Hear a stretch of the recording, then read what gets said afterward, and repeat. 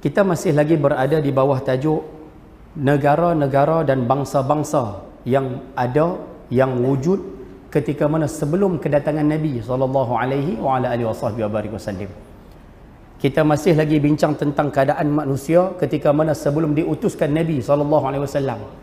Yang mana pengarang kitab ini, Al-Imam Al-Syekh Abu Hasan Ali Al-Hasani An-Nadawi, dia membawa kepada kita, dia nak cerita kat kita bahawa Nabi SAW ni bila diutuskan kepada umat manusia, baginda memang menjadi rahmat kepada seluruh alam.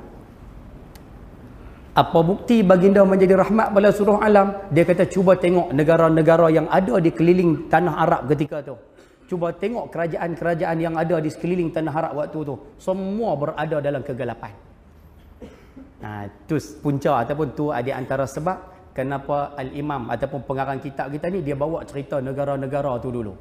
Sebab dia nak tunjuk bila Rasulullah lahir, bila Rasulullah dilantik menjadi Rasul, baginda memang membawa rahmat seluruh alam. Bukan takat pada bangsa Arab, bukan takat pada umat manusia, tapi seluruh alam. Sebab tu dia mulakan kitab beliau ni dengan cerita tentang kerajaan-kerajaan yang terdahulu. Dan kita dah bincang sebelum ini tentang kerajaan Mesir, kerajaan Allahumma salli ala Muhammad. Kita dah mengaji tentang kerajaan yang pertama sekali Rom, yang kedua sekali Mesir, dan sekarang kita masih lagi bahas tentang kerajaan Parsi. Parsi itu dulu, law ni kalau kita sebut law ni Parsi itu belah Iran tu lah. Dan kita dah baca selesai muka surat 10 dan muka surat 11 tentang aliran-aliran yang ada di Parsi. Hari ini kita nak sambung lagi tentang gambaran kerajaan Parsi sebelum kelahiran Nabi SAW. Baik, cuba kita tengok sikit wasilan. Baik, muka surat 12. Waqala al-musannifu rahimahullahu ta'ala wa nafa'ana bi'ulumihi wa bikitabihi fi daraini amin ya rabbal alamin. Di antara gambaran kerajaan Parsi satu ketika dahulu, seluruh harta kekayaan negara menjadi milik raja-raja. Dia. Ayat nombor 1 pun nak berkali dah nampak gaya ni. Di antara cara ataupun pemerintahan kerajaan Parsi dulu, seluruh harta kekayaan negara semua hak raja, hak pemerintah. Rakyat tak boleh buat apa, pemerintah sapu semua. Tak ada apa nak bergaduh dah. Tak apalah. Mereka sudah keterlaluan dalam mengumpulkan harta. Sampai satu tahap golongan orang atasan, golongan bangsawan pemerintah ni yang duduk di atas ni, depa kerja depa kira nak kod harta ya. Ada projek ni, depa masuk, boleh kat depa. Ada projek ni, depa masuk, boleh kat depa. Apa benda yang boleh mendatangkan duit, semua depa masuk. Tu passion Raja Parsi dulu, tu passion pemerintah Parsi dulu. Sama sebiji sajalah. Mereka suka menyimpan barang berharga. Senang dengan kehidupan yang mewah dan kenikmatannya. Seronok kumpul harta, seronok cari harta banyak-banyak, seronok simpan harta banyak-banyak, buat koleksi. Contoh, Raja Parsi dulu, dia jenis beli kereta banyak-banyak. Contoh saya tak kata kat siapa salah. Dah contohlah, kereta kuda lah dulu kan. Kereta kuda dia beli banyak-banyak simpan. Kalau kata dia minat berapa arca, dia beli arca simpan penuh. Kalau kata dia minat apa benda yang dia minat, dia akan buat sebagai koleksi. Memang sifat mereka suka menyimpan benda-benda seumpama tu. Mereka telah sampai pada satu puncak kegemaran kepada kesenangan dan kemewahan, dan persaingan menonjolkan kekayaan dan kebesaran sampai pada batas daya khayal manusia. Kerja mereka apa? Lagi boleh, lagi nak kod. Lagi boleh, lagi nak kod. Apa tujuan? Mereka nak bersaing menjadi manusia yang paling kaya pada masa mereka. Ataupun manusia paling mewah pada kerajaan ataupun dalam kerajaan mereka. Itu kehidupan orang Parsi dulu. Dan ahli syair juga tidak sanggup menggambarkannya. Sampai satu tahap, orang tak boleh nak gambarkan. Dia ni punya kaya macam mana. Sampai tahap orang-orang yang ahli pujangga ni, pakar-pakar bahasa ni, tak boleh nak cerita kekayaan mereka ni macam mana. Tak tergambar. Tahu lah nak cerita macam mana. Tapi inilah masyarakat dulu. Yang ni yang Nabi pesan dulu. Nabi kata, sayusibul ummati da'ul umam. Nabi kata, umat aku ni, umat akhir zaman ni, dia akan kena penyakit umat-umat dulu. Apa penyakit umat dulu? Sahabat tanya, wama da'ul umam. Penyakit umat dulu ni, penyakit apa ya Rasulullah? Nabi kata nombor satu sekali al-asharu. Al-asharu ni terlalu banyak seronok ataupun terlalu suka berhibur. Ataupun dalam bahasa hari ni, logat hari ni dia sebut budaya hedonisme. Kira nak seronok Dia pergi kerja, nak seronok. Dia balik kalau boleh malam, nak seronok. Dia main kuliah pun nak seronok. Dia pergi mana pun kira nak seronok Hak tak seronok dia tak mau. Dia main budaya tu. Yang kedua Nabi sebut wal bataru. Bila dah mula seronok, pakak mula nak hidup mewah. Dia main nyakit tu. Bila kira seronok, dia mula nak hidup mewah. Bila nak hidup mewah, wattakatsuru, dia mula menghimpunkan harta. Mula dia nak simpan harta bagi banyak, himpun harta bagi banyak. Kemudian Ustaz, yang keempat, dia mula wattahashunu fid dunya, dia mula nak mengambil segala apa yang ada atas muka bumi. Sifat nak kumpul tu satu, kemudian dia mula nak kaut yang lain lah, kita sebut dalam bahasa mudah. Apa yang ada, dia kira nak kaut. Dia main penyakit tu. Kemudian dia akan datang nombor 5, Nabi sebut wattabarudu, dia mula marah. Minta maaf, wattahasudu, dia mula dengki. Orang ni lebih, dia dengki. Orang ni banyak pada dia, dengki. Orang ni harta bilion-bilion, dia dengki. Contoh kan. Dan bila kena penyakit dengki, last kali Nabi sebut wattabarudu hatta yakunal baghyu. Nabi kata kamu akan tengok depa akan sama marah-marah sampailah satu tahap jadi permusuhan, berkelahi. Nabi kata umat dulu semua kena dah penyakit ni Rasulullah. Dan akhir zaman dia kena kepada umat Nabi Muhammad sallallahu alaihi wasallam. Umat Nabi Muhammad sallallahu alaihi wasallam pun kena penyakit ni juga. Seronok, nak kaya, nak hidup mewah, dia mula cari harta, dia tak peduli halal haram, dia mula kaut mana boleh. Last kali dengki, lepas dengki berkelahi. Tak betul. Hari ni orang duk sapu harta pusaka pasal nak hidup mewah lah. Hak tu ya. Duk gabui harta pusaka dia beradik ni pasal nak hidup mewah ya. Hak tu ya. Kemudian Ustaz dah gabui, kelahi. Tak betul. Faham ke contoh saya duk kata? Hari ni ada sapu pi di mana-mana duk sapu dan sebagainya, ambil tak peduli halal haram ni. Asas dia nak hidup mewah, itu ya. Nabi kata umat dulu kena dah penyakit ni. Ni kita mengaji hari ni. Memang masyarakat dulu pun dia suka hidup mewah, dan hidup mewah ni menyebabkan kerajaan tu jadi rosak, jadi porak-poranda, jadi lingkup, duduk dalam kegelapan. Sebab tu kita minta kalau bolehlah ayah-ayah ibu-ibu yang ada di sini sama-sama kita jaga penyakit ni. Saya dah abang banyak kali dah, kalau ulang pun buat ulang balik 2-3 kali. Tapi tak apalah, ulang bilah. Idza takarrara tahaqqaqa. Benda ulang ni dia lekat. Kan? Benda ulang ni dia lekat.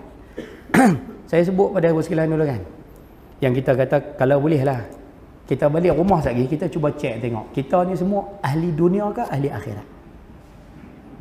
Cek tengok. Kita ni ahli dunia ke ahli akhirat? Pasal kita duk tahu kita selama ni tak lama dah nak meninggal dunia, tak lama dah nak mati, ataupun kita ni sekarang di akhir zaman. Soalan yang kita kena tanya sekarang, kita ni ahli dunia ke ahli akhirat?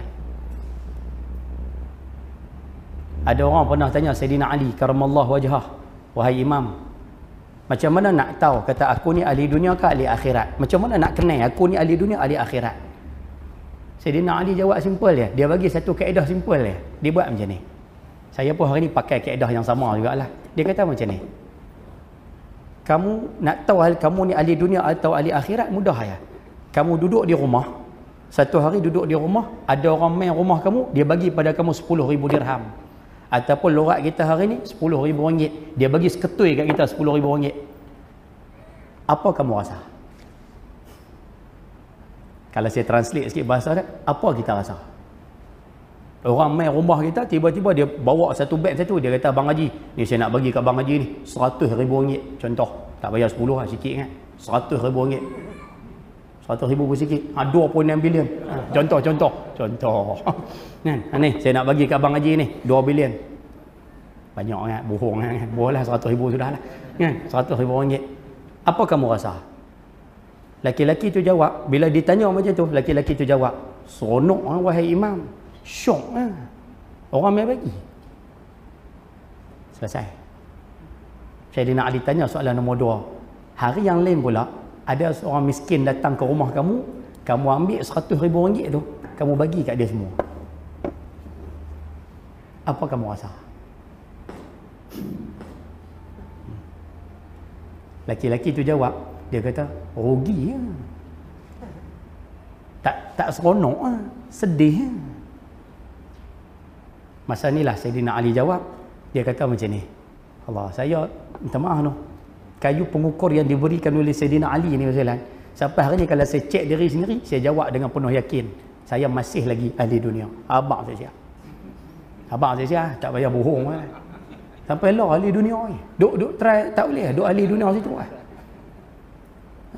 Pasal Sayyidina Ali sebut pada lelaki-lelaki ni, dia kata, wahai, kalau kamu ni, kalaulah waktu kamu dapat, kalaulah kamu waktu kamu bagi kat orang RM100,000 tu, waktu kamu bagi dekat orang miskin RM100,000, kamu rasa lebih seronok, lebih gembira, lebih bahagia daripada waktu kamu dapat RM100,000 tu.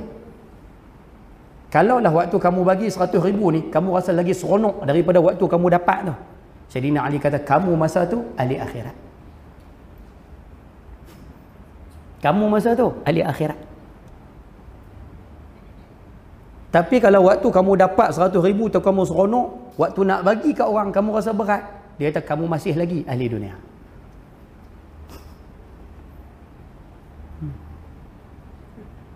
Yang saya kata tu kan, saya bukan RM100,000, kadang orang bagi RM100 pun syok. Seronok, orang bagi RM100, seronok. Tapi nak buh dalam tabung RM100, bukan dia kan. Kalau bubuh juga, sekali tak tengok dah, kalau kuliah ke apa, tak tengok dah kat kuliah tu, duk tengok tabung jalan ni.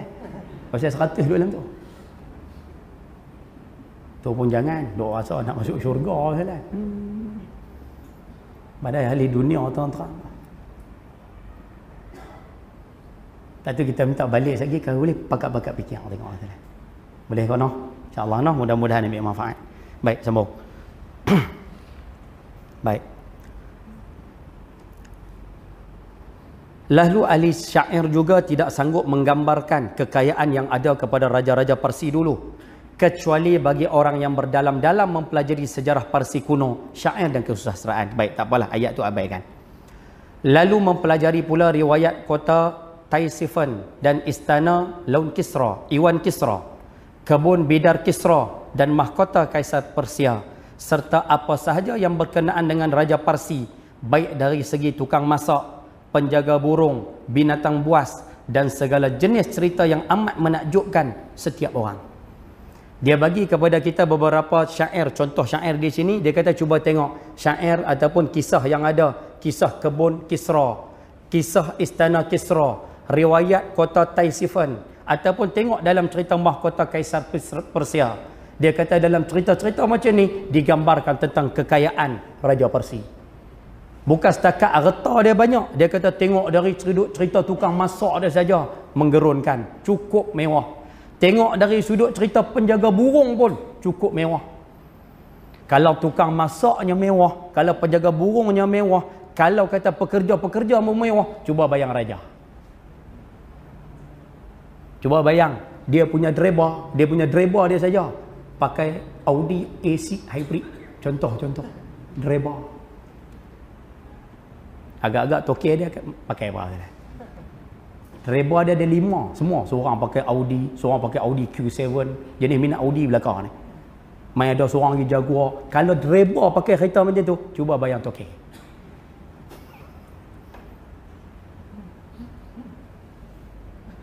Faham ke saya dia cerita? Dia nak bawa contoh macam tu, betul lah. Nah, baik.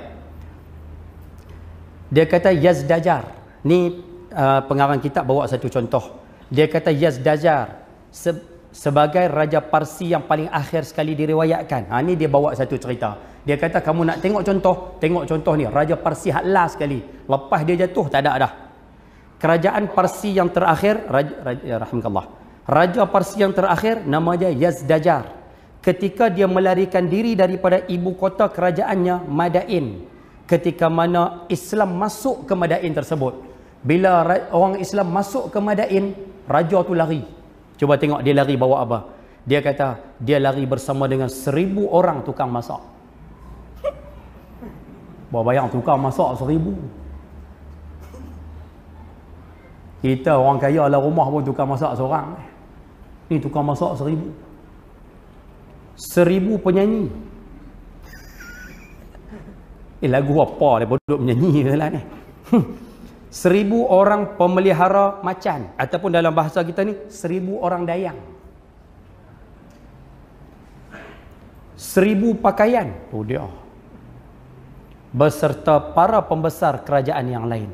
Itu baru seorang. Raja tu, dia pelari, dia buat lari, dia punya harta dia. 1000 tukang masak dia bawa sekali. 1000 dayang bawa sekali. 1000 penyanyi dia bawa sekali. 1000 pakaian dia. Tu kita tak cara harta dia bawa lagi.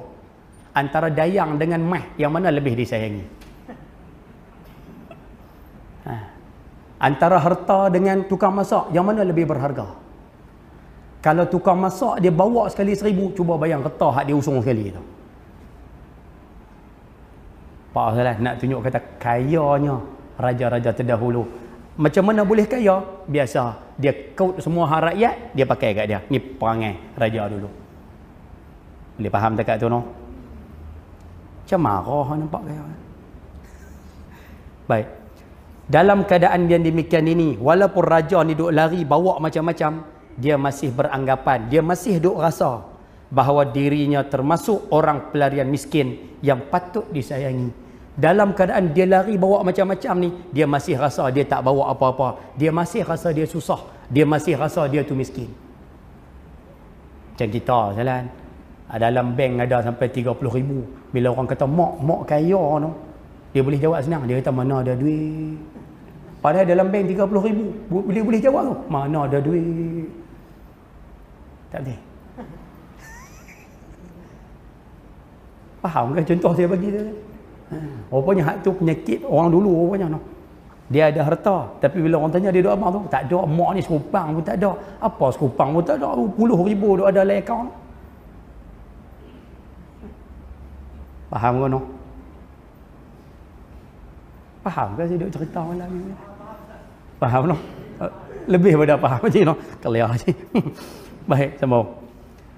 Keadaan masyarakat Persia ketika itu sangat sengsara dan memilukan. Rajanya kalau kita tengok begitu hebat. Kalau kita nak tengok rakyat dia pula.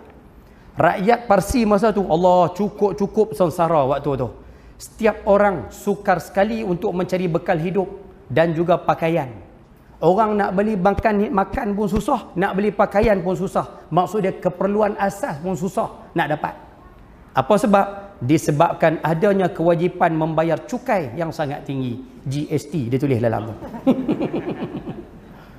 Pasal apa jadi susah? Pasal apa rakyat jadi susah? Pasal kerajaan tak cukai yang sangat-sangat tinggi kepada rakyat masa tu. Yang ni cukai, yang ni cukai, yang ni cukai, yang ni cukai. Semua kena cukai belaka. Sampai kadang-kadang kalau buat hasil pertanian, kalau kata dapat contoh 1,000, 500 kena bagi dekat kerajaan. 500 kena bagi kat mereka. Separuh ambil kat kita. Dalam separuh dapat kat kita tu pun, yang ni kena cukai lagi, yang ni kena cukai. Oh, kira cukai saja Tahu lah saya lain. Rupanya sebab tu kalau tak silap saya lah, Ibn Khaldun sebut dalam kitab dia, Muqaddimah Ibn Khaldun. Satu-satunya kitab yang ada muqaddimah saja, isi tak ada. Saya kalau pergi kedai, kadang-kadang ada jumpa kitab Muqaddimah Ibn Khaldun. Kitab tu, muqaddimah tu terbaik tu, muqaddimah. Kita muqaddimah selalu tengok buku ni semuka dua muka, dia muqaddimah terbaik tu. Isi tak ada. Isi ni mafqud, hilang. Hilang masa bila? Waktu kerajaan Tatar masuk kota Baghdad, mereka ambil habis kitab-kitab daripada dalam istana ataupun dalam library tu, mereka bubuh dalam sungai, jadi jalan, jadi titi, jadi jambatan tu. Rupanya kitab Ibn Khaldun musnah ketika itu. Yang tinggal kat kita hari ni, muqaddimah saja terbaik tu. Itu pun muqaddimah, berapa banyak ulama buat kajian tentang kitab tersebut. Kalau tak silap saya lah, dalam kitab tersebut dinyatakan antara tanda sesebuah kerajaan akan jatuh apabila dia mengenakan cukai yang tinggi kepada rakyat. Dah semua lah. Mana-mana kerajaan yang letak cukai yang tinggi pada rakyat, lepas tu kerajaan tu pasti akan jatuh. Ni sejarah bukti. Bila tak cukai tinggi, rakyat semua marah. Tak ada rakyat yang seronok. Tak ada tepuk tangan. Alhamdulillah, kerajaan tak cukai tinggi. Tak ada. Semua rakyat marah. Sebab tu kita doa abang banyak kali ya Zelan. Bila kerajaan meletakkan cukai yang tinggi pada rakyat, rakyat semua pasti akan marah. Bila rakyat akan marah, itu tanda sesebuah kerajaan tu dia takkan boleh bertahan lama. Melainkan kalau dia guna cara penipuan, dia boleh tahan lama lah. Dia tipu waktu mengundi ke apakah, dia buat pengundi hantu ke apakah, bolehlah kekal lama. Tapi kalau cara betul, jatuh. Boleh faham tak tu, no? Selesai. Apalah, buat jurnal je lah. Mereka terbelenggu. Kehidupan rakyat Parsi waktu tu sama sahaja dengan kehidupan binatang ternak. Tu dia. Sehingga banyak daripada para petani meninggalkan sawah ladang. Sampai satu tahap, orang yang tanam pokok pun, tanam ni, buat bendang, buat apa pun, tinggal. Pasal apa? Nak makan tak cukup. Tak tengok macam law selan. Law jadi ni. Tak tengok. Orang yang duduk di atas, sapu teruk. Sahabat kita disik, nak beli muncang beras, nak makan pun tak ada Allah ni. Sahabat kita di belah kawasan Bali ni, dah harga getah jatuh teruk. Hari ni keperluan asas pun teruk. Nak dapat keperluan asas pun teruk. Rupanya kerajaan Parsi dulu macam ni lah. Law ni pun, kita pun macam kerajaan Parsi ni juga. Hak atas sapu zakat-zakat, hak bawah keperluan asas tak cukup. Minta maaf no, bahasa mungkin kasar sikit no. Kita ni sekarang di Malaysia, dulu kalau kita mengaji lah dulu, apa tahap hidup masyarakat ni dia ada 3. Kaya, pertengahan, miskin. Betul? Tapi law ni di Malaysia, dia tak ada dah 3 ni, dia ada 2. Kaya, miskin. Semua kan? Orang yang gaji 3,000, 4,000 lah, dia tak masuk tahap pertengahan dah, dia masuk tahap miskin. Sebab gaji 3, 4,000 tu pun habuan nak belanja rumah kan? Bayar kereta, bayar rumah, pampers anak, susu anak, sekolah anak, apa makan dia di tempat kerja, minyak kereta dia apa semua. Pimai-pimai pun nak simpan, tak apa boleh.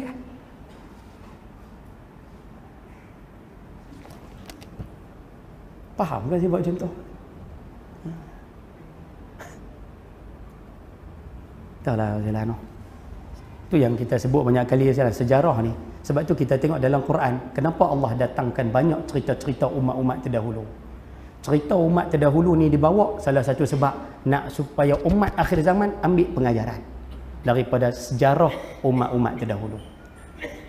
Sebab tu cerita hari ni pun kita bawa, kita nak ambil pengajaran. Umat dahulu musnah, ni punya cerita. Sekarang ni dia pun jadi juga pada negara kita sendiri. Ada pula yang masuk ke dalam kuil demi menyelamatkan diri daripada beban hutang ataupun beban cukai dan juga tugas kemiliteran ataupun tugas-tugas ketenteraan. Ada sampai satu tahap rakyat-rakyat Parsi ni pakat lari masuk dalam gereja, minta maaf, dalam kuil. Orang Parsi dia sembah agama Majusi. Agama Majusi ni tempat penyembahan dia dipanggil kuil. Sama dia panggil kuil.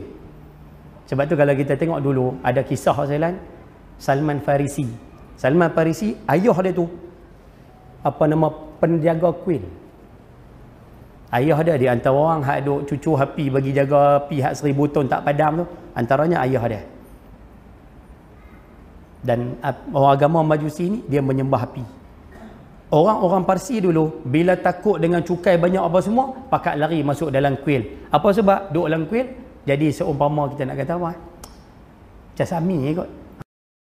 Lah duduk jadi abid, jadi orang yang buat ibadah di kuil dia, khidmat untuk kuil dia. Rupanya orang khidmat untuk kuil dia selamat. Satu. Yang kedua, lari masuk di kuil ni tak terlibat dengan apa nama kita panggil apa tah? Kerahan tenaga ataupun dalam bahasa lah kita panggil apa? Hak Malaysia kita panggil apa? PLKN.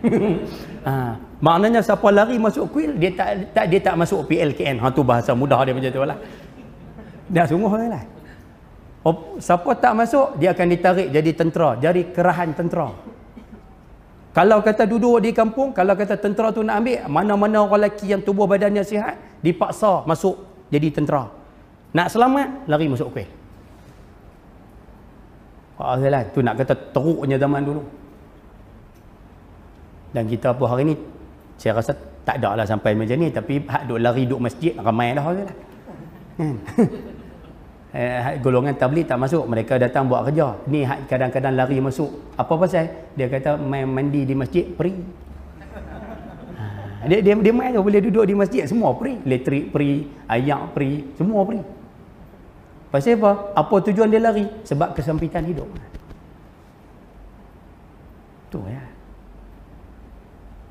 Tu kita tak bicara lagi. Tajuk gelandangan pun tak bicara lagi. Rupanya orang Parsi dulu, Allah, sejarah orang Parsi hari ini dia berulang di Malaysia. Nampak kan? Kalau kita tak ambil satu-satu tindakan, lama-lama kerajaan Parsi akan jatuh. Sama macam negara kita pun akan jatuh juga. Itu yang saya doa abang banyak kali, ayah-ayah yang ada di sini, siapa yang keluarga dia tak daftar sebagai pemilih lagi, daftar. Saya abang banyak kali dah. Ayah-ayah balik lagi, bubu balik lagi, cek tengok keluarga kita, anak-anak kita, menantu kita, cucu kita apa semua daftar tak lagi sebagai pemilih. Kalau mereka layak mengundi, tolong daftar. Takat duk geram saja tak jadi sudah. Minyak naik geram, sat lagi ya barang tu naik geram, sat lagi hak ni duk geram-geram saja tak jadi. Kita minta daftar. Nampak kan? Live sebut direct kan, nak marah-marah. Sungguh. Ya sungguh kita minta daftar. Ayah-ayah duk marah tak jadi. Cara nak ubasti, cara nak perbetul masyarakat kita hak rosak ni, dia tak ada cara lain. Pakat daftar sebagai pemilih. Bila datang waktu mengundi nanti, mengundi. Pilih yang mana nak bawa kesejahteraan kepada masyarakat. Pilih yang nak bawa Islam dalam negara kita ni. Yang tu je cara dia. Cara lain tak ada. Ayah-ayah duk pergi hingak depan Putrajaya apa, hamba Allah tu kan nak turun. Contoh. Kan dia nak turun, dia tak turun. Sain bila deklarasi suruh dia turun apa, dia tak turun Dia nak turun buat apa? Dunia duk dalam tangan dia. Malaysia duk dalam tangan dia. Habis tu nak buat apa Ustaz? Lah tugas kita semua pakat daftar sebagai pemilih. Siapa mana 21 tahun ke atas, daftar. Suruh bini daftar. Boleh jalan? Saya takut je. Saya tak apa main kali ni, bulan depan tak main lah. Semua daftar lah. Yang ni cara dia. Kalau tidak, teruk kita bersilat. Baik. Banyak daripada mereka yang menjadi korban api peperangan yang berkecamuk bertahun-tahun antara kerajaan Parsi dan kerajaan Rom. Bila hak orang miskin tadi, dahlah pakat kena tarik jadi tentera. Bila berlaku perang, mereka ni pergi dulu. Pok-pok hak kena tarik ni, rakyat biasa ni, mereka pergi dulu masuk perang. Bila masuk perang, korban cukup banyak. Yang ni kalau boleh sekalian. Sebab tu kalau ada orang duk cakap, dia kata Ustaz, Islam ni agama kekerasan Ustaz. Islam ni ditegakkan dengan mata pedang. Kita sebut silap. Dia kata Islam ni kira nak sebar Islam cara perang Ustaz. Lepas tu yang matinya ramai. Kita kata dah. Islam bukan agama yang tertegak dengan mata pedang. Islam berperang apabila diserang. Islam bertindak mempertahankan diri apabila diserang. Sebab tu ayah boleh cek peperangan dalam Islam yang besar-besar. Cuba cek tengok. Perang Badar. Badar ni dekat dengan apa? Dekat dengan Mekah ke? Dekat dengan Madinah? Cek tengok. Perang Uhud. Uhud dekat dengan Mekah ke? Dekat dengan Madinah? Ataupun perang yang lebih besar sampai 10,000 tentera musuh mari tu. Perang Khandak yang parik tu, korek parik. Nabi korek parik tu di Mekah ke korek parik di Madinah? Kalau betul Islam ditegak dengan mata pedang, patutnya Nabi serang kota Mekah dulu. Kalau betul Nabi, Ustaz, baginda pergi ke kota Mekah, cuba cek tengok berapa orang yang meninggal dunia waktu pembukaan kota Mekah. Dan ni ada orang duk cakap, dia duk kata Islam tegak macam mana atas mata pedang. Cuba tengok tempat peperangan, tempat pertempuran, siapa serang, siapa yang mari dan sebagainya. Cek yang tu, kita akan dapat jawapan. Lepas tu kalau boleh, siapa yang duk kata lebih kurang tentang Islam ni, ya tolong jawab. Tak ada, dalam Islam tak ada. Satu. Yang kedua, cuba cek tengok. Tentera Islam, bila perang, cuba tengok sahabat-sahabat susun strategi. Rasulullah sendiri susun strategi. Berapa orang yang meninggal dunia? Ayah, kalau boleh balik lagi, siapa yang ada buku sejarah kan, cuba cari sikit. Perang Badar, orang Islam yang meninggal dunia berapa? Perang Uhud, orang Islam yang meninggal dunia 70. Yang datang 700. Syahid 70. Cuba cari tengok peperangan dalam Islam yang meninggal tu berapa orang. Nak menunjukkan kata hebatnya strategi orang Islam dalam peperangan, nyawa setiap orang Islam dipelihara. Tunggu. Perang Badar 313 pi dengan tak ada senjata, tak ada apa. Yang syahid berapa orang? 14 orang. Syahid. Tu kata strategi tu. Pok-pok ni, tak sudah. Pok-pok ni, mereka punya perang, mereka suruh rakyat turun dulu. Rakyat mati tak apa. Rakyat ni dikira macam buah catur ya. Buah catur ni mati dulu tak apa. Yang penting hak king belakang, queen belakang, castle ada tepi. Castle lah. Bishop ada. Yang penting hak besar-besar tu ada. Okey, catur ni mati dulu tak apa. Ni passion peperangan orang bukan Islam. Peperangan ini sama sekali tidak disenangi oleh rakyat, tidak membawa keuntungan kepada rakyat sedikit jua pun. Peperangan antara Rom dengan Parsi, sikit pun rakyat tak untung. Semua kena belakang silat. Baik.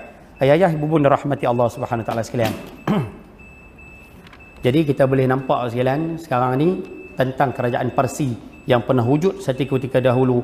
Kita tengok dari sudut kehidupan rakyat rosak, pemimpin rosak, agama pun rosak, orang perempuan yang kita mengaji bulan lepas pun kesemuanya rosak sekalian. Nah, selesai. Itu gambaran tentang orang Parsi. Dan insya-Allah pertemuan akan datang sekalian kita akan tengok pula tajuk ni. Yang ni kita akan tengok pula orang India bagaimana. Bagaimana keadaan negara India sebelum kedatangan Nabi sallallahu alaihi wasallam. Kita nak cerita tajuk ni bukan kita nak mengata kepada sesiapa, tapi kita nak tengok gambaran sebenar masyarakat orang India di negara India sebelum kedatangan Nabi sallallahu alaihi wasallam. Ini nantilah bulan depan kita akan tengok dan kita akan tengok sama-sama sekalian. Ayah-ayah, ibu bunda rahmati Allah SWT sekalian, saya berhenti awal malam ni bukan apa sekalian. Saya sebenarnya nak di tempat lain kita dah kongsi, malam ni kita nak kongsi di sini tentang di tangan saya ni ada satu kitab sekalian yang diberi nama Kitabul Adab, kitab adab, yang mana kitab ini dia mencakup ataupun dia merangkumi 50 adab dalam 50 keadaan. Yang mana kitab ini disusun oleh Sayyid Muhammad Amin bin Idrus bin Abdullah bin Umar bin Syekh Abu Bakar bin Salim Ba'alawi Al-Husaini. Syekh Muhammad Amin bin Idrus ni ambil daripada pengajian Al-Allamah Al-Habib Zain bin Ibrahim bin Smaid Ba'alawi hafizahullah ta'ala. Dan kitab yang saya pegang ni sebenarnya ada satu tajuk yang menarik yang saya nak kongsi malam ni, yang mana saya rasa dia sangat-sangat bermanfaat untuk kita semua. Yang mana ada pen kertas catik, itu saya sebut di pajak song. Ini saya sebut di sini sekalian.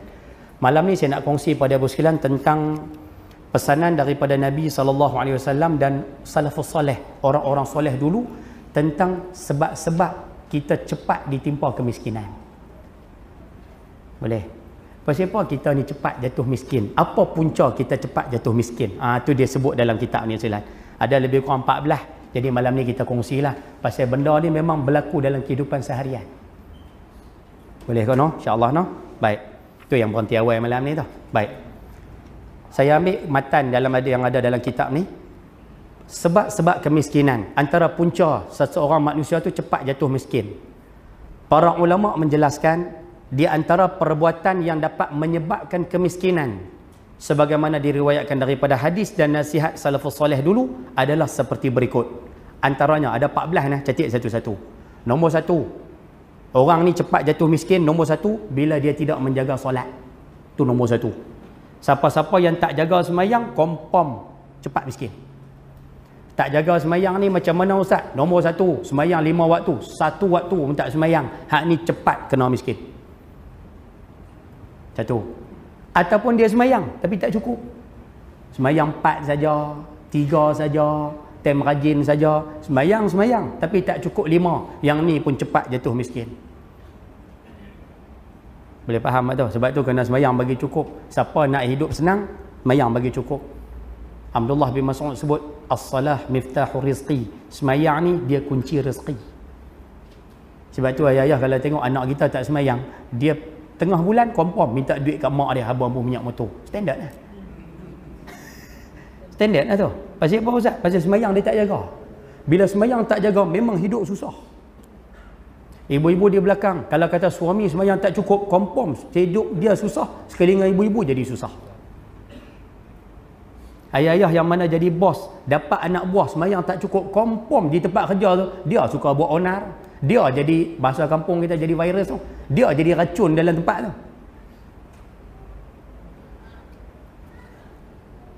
Faham tak saya kata? Boleh dapat no? 1. Sama juga tak menjaga solat ni, tak semayang langsung, semayang tak cukup, ataupun semayang cukup tapi hukum mahkamah apa pun tak tahu kan. Langgar ikut suka. Kita duk abang banyak kali dah, angkat takbir. Abang banyak kali dah, tapi duk buat juga. Angkat takbir, kita abang Allahu Akbar. Yang wajibnya, yang rukunnya yang ni. Allahu Akbar. Yang ni yang rukun. Yang ni sunat. Jadi bila angkat takbir, yang ni kena angkat sunat, dapat pahala. Tapi yang ni yang wajib kena sebut Allahu Akbar, bagi dengar di telinga. Tapi nak buat macam mana ustaz? Dia tok wali, tak payah. Dia angkat takbir, pejam mata tu, suara sepatah tak bunyi, tangan je bergerak. Apa mayang? Batal. Kita habaq ni, bila semayang, ayah-ayah kalau boleh tak tolong butang baju ni bagi penuh. Waktu lain tak apa, waktu lah panas, Malaysia panas, tak payahlah bubuh penuh. Kalau bubuh penuh takut kena stroke habaq. Waktu lain tak apalah, buka lah. Tapi waktu nak semayang, boleh tak tolong tutup ni? Kencing, buh kencing ni, buh butang ni. Apa sebab? Orang Melayu kita, khususnya orang Pulau Pinang lah, senang contoh lah. Orang kita Zealand, dia pakai selong atau kain waktu semayang. Masalah dia akan pakai bawah pusat. Standard lah, semua pakai kain bawah pusat ni. Jarang lah kita jumpa kain tu dia gulung atas pusat, tak ada lah. Jadi dia tak bawah pusat. Bila dia semayang, masa berdiri tak ada masalah. Bila dia rokok tu, rokok tu nak problem tu. Bila rokok, kolak ni terbuka. Jadi aurat dia kadang boleh nampak melalui macam tu. Aurat manusia ni, kalau kata terlihat daripada atas, batal. Depan, batal. Belakang, batal. Kiri, batal. Kanan, batal. Semua arah tu batal. Yang tak batal satu aja. Bawah ke atas, yang tu tak batal. Dia faham tu? Bawah ke atas tak batal. Bawah ke atas tu macam mana ustaz? Macam ni. Ayah-ayah pergi berhenti dekat satu surau. Surau tu 2 tingkat. Lantai surau tu kayu. Kayu pula jarang-jarang besar-besar tu. Kan? Kita pun berhenti nak pergi kencing apa, sambil lalu tu lenggak kat atas tu. Rupanya di atas tu ada orang tengah semayang pakai kain belekat lah.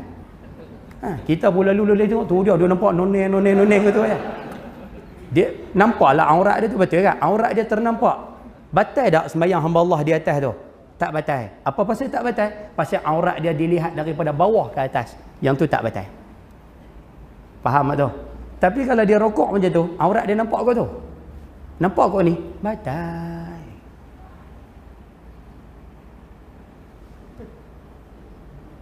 Ibu-ibu di belakang, saya habaq banyak kali dah, tapi ada lagi duk buat. Kan ibu-ibu jangan sujud atas telekung sendiri. Batal. Sujud atas telekung sendiri, batal. Tak buat dah buat tu. Tu duk senyum, gelak-gelak, duk buat juga. Nampak gaya. Tak boleh. Habis tu nak buat macam mana ustaz? Waktu nak sujud, sujud di atas lantai. Sujud di atas sejadah. Sujud di atas tempat sujud tu lah. Jangan hampar dengan sebarang hamparan yang bergerak dengan kita tu, jangan. Kalau hampak dengan ni tak apa.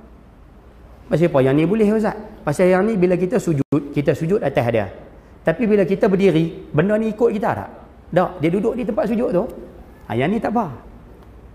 Tapi telekung, tak. Telekung waktu kita sujud, dia duduk bawah dengan kita. Kita berdiri, dia ikut kita sekali. Yang tu yang batal tu. Faham kan contoh saya bagi saya?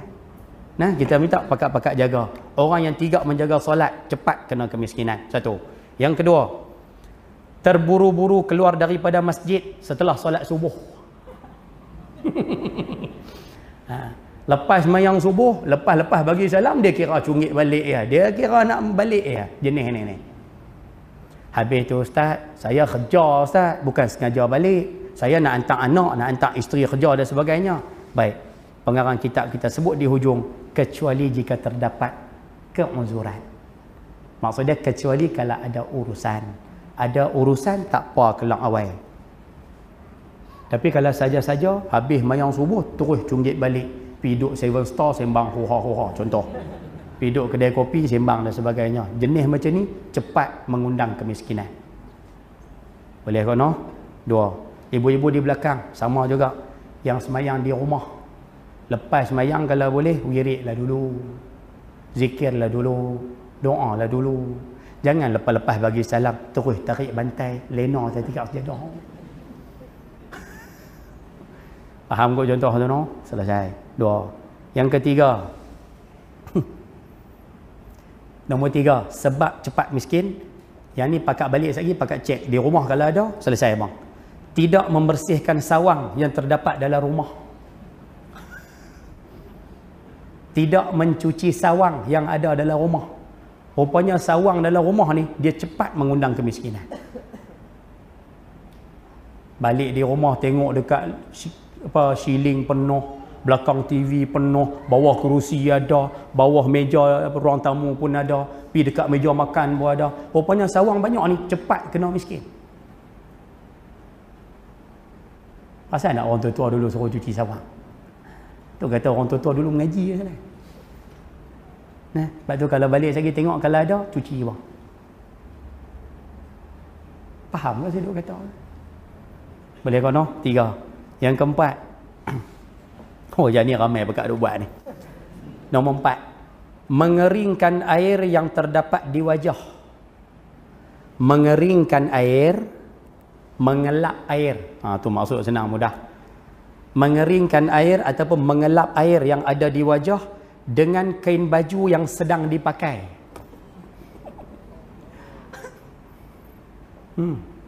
Rupanya yang tu cepat mengundang kemiskinan. Mengeringkan air yang ada di wajah dengan kain baju yang kita pakai. Contoh macam mana Ustaz? Macam ni, senang contoh mudah-mudah sudah. Ayah-ayah ambil air semayang, habis ambil air semayang, ni dia dengan kain, dengan lengan baju kan.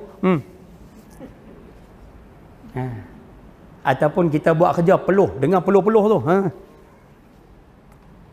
Ataupun ibu-ibu di belakang dapat berita kata suami menikah lain. Contoh.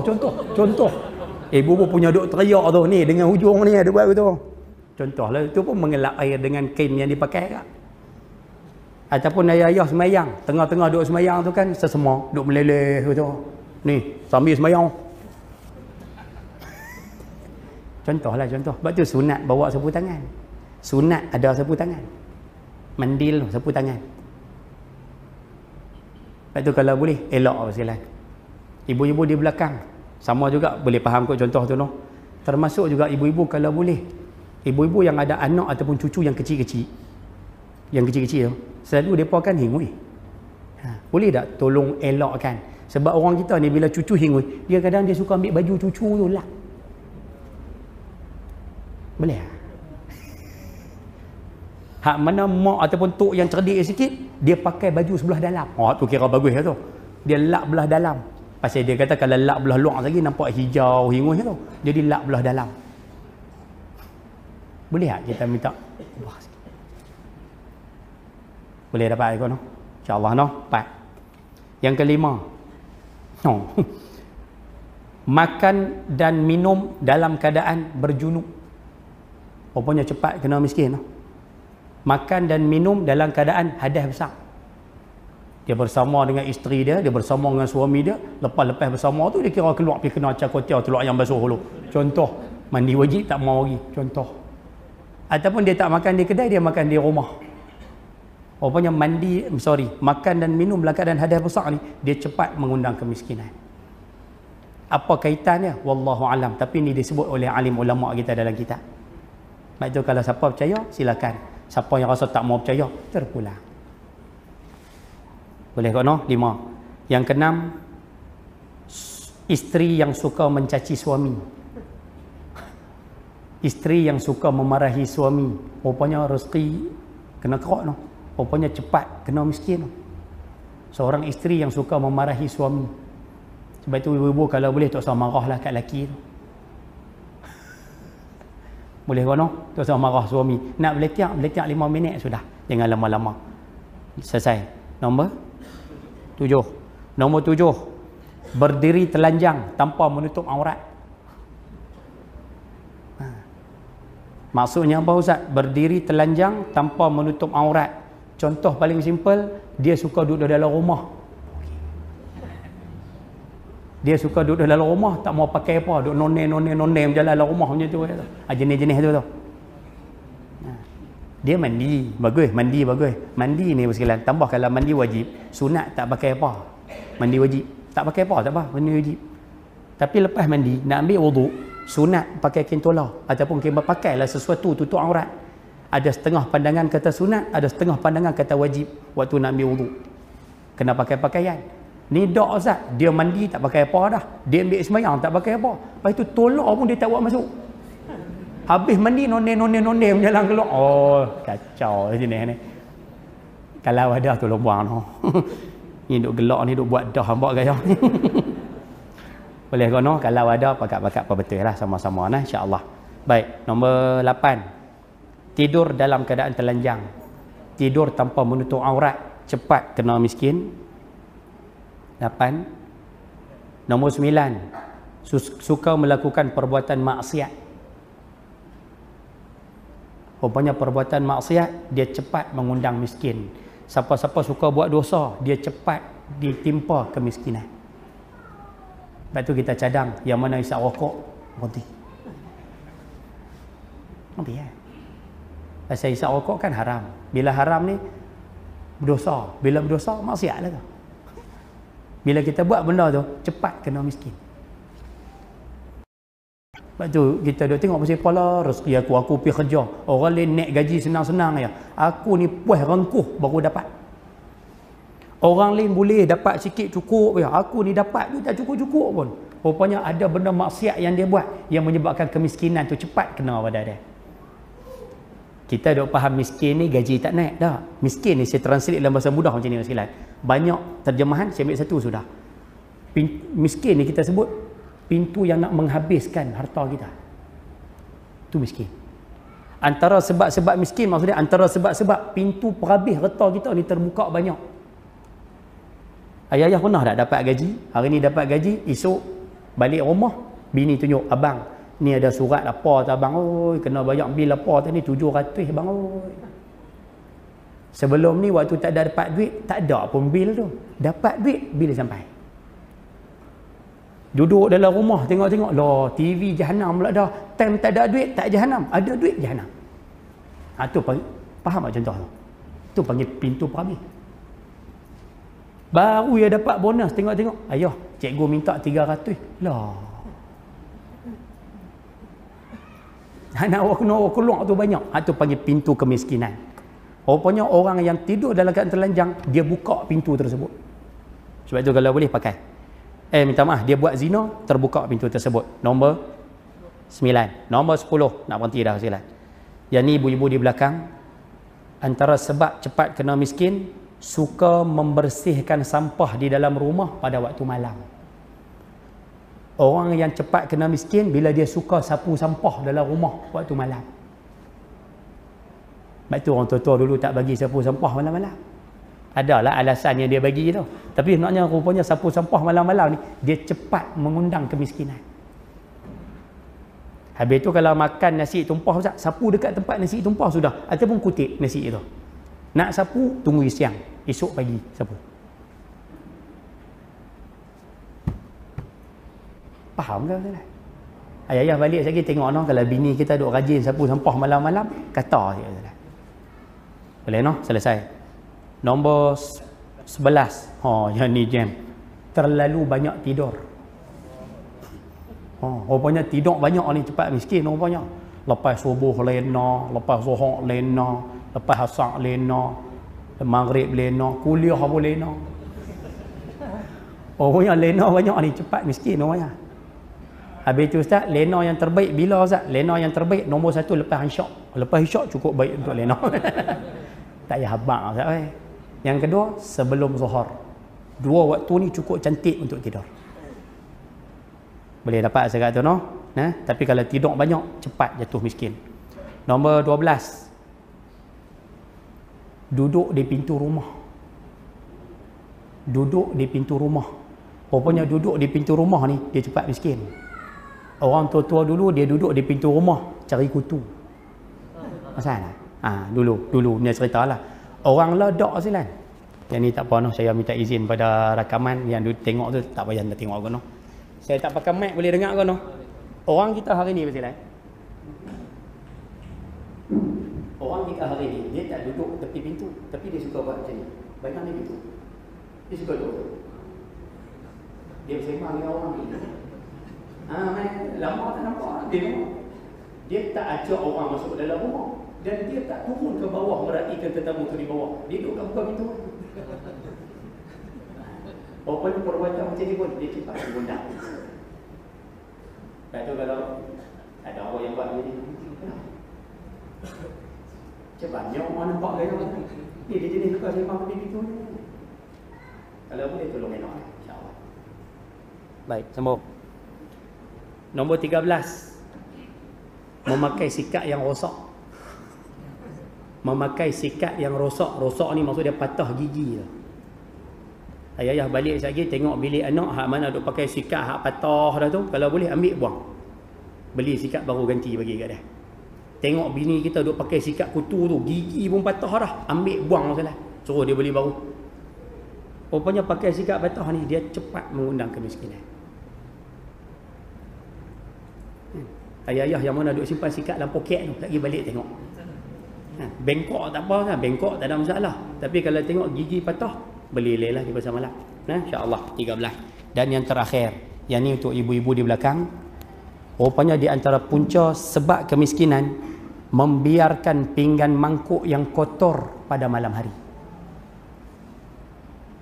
Rupanya yang tu pun satu sebab kenapa kita ditimpa kemiskinan. Kita suka biar pinggan mangkuk yang makan, yang kita makan waktu malam tu, kita biar dalam sinki, kita tak basuh. Atas alasan, dia kata malas basuh, esoklah basuh. Rupanya duk biar pinggan mangkuk dalam sinki ni cepat mengundang kemiskinan.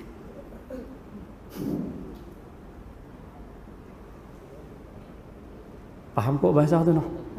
Sebab tu balik sekali, ayah cuba tengok kalau bini kita duk simpan pinggan mangkuk banyak dalam tu, ayah kalau boleh panggil bini, "Pah, mai basuh." Suruh dia basuh. Kalau dia jawab, kalau dia kata, "Abang, saya nak tengok tu," kalau dah perempuan. Oh. Kan? Cerita TV2 pukul 9. Saya nak tengok kalau dah perempuan. Kalau bini kita nak tengok cerita, kalau boleh, ayah basuh. Boleh. Kita tolong basuh. Kalau rasa ustaz, saya tak mau basuh. Kalau tak mau basuh, buat cara nombor 3. Buat apa ustaz? Kahwin lagi seorang, suruh dia basuh. Yang tu lagi cantik. Boleh tak tu? Kalau ya. Boleh kono insya-Allah azalano, tapi yang penting kita minta tolong basuh pinggan. Ayah kalau kata anak kita yang dah kahwin, duduk di rumah sendiri, tolong sampaikan maklumat ni pada mereka. Sebab hari ni masyarakat kita banyak suka biar pinggan mangkuk dalam sinki waktu malam. Boleh kono? Balik lagi pakat-pakat basuh insya-Allah. Mudah-mudahan 14 sebab kemiskinan itu kita sama-sama tahu dan kita sama-sama cuba perbaiki insya-Allah. Jadi saya rasa cukuplah sekadar tu untuk malam ni Ustaz. Nak kata ke orang tua tu pun main tak banyak, tak apalah, bulan depan kita kata insya-Allah. No, insya-Allah. Jadi saya rasa cukup sekadar itu. Sekian, wabillahi taufik wal hidayah. Assalamualaikum warahmatullahi wabarakatuh. Bismillahirrahmanirrahim. Alhamdulillahirabbil alamin wassalatu wassalamu ala asyrafil anbiya wal mursalin wa ala alihi wa sahbihi ajma'in. Allahumma rzuqna fahman nabiyyin wa hifdhal mursalin wa ilhamal malaikatil muqarrabin. اللهم اغفر لنا ذنوبنا ولوالدينا وارحمهم كما ربونا صغارا ولجميع المسلمين والمسلمات والمؤمنين والمؤمنات برحمتك يا ارحم الراحمين والحمد لله رب العالمين تقبل الله منكم.